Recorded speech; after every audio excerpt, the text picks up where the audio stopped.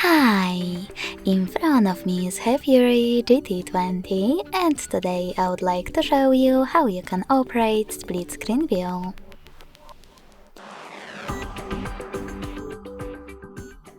You need to begin by opening two of your apps that you wish to use in this view in the background.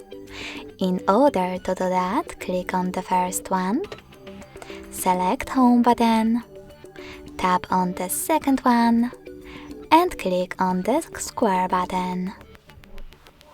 Now click on the icon of your app that you wish to use on the top half of your screen and tap on Split Screen.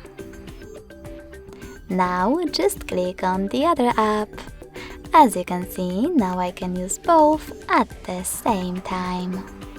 If you wish to go back from this mode, drag one of your apps all the way up or all the way down and tap on Home button. Thanks so much for watching. If you enjoyed this video, don't forget to leave a like, comment and subscribe. Bye!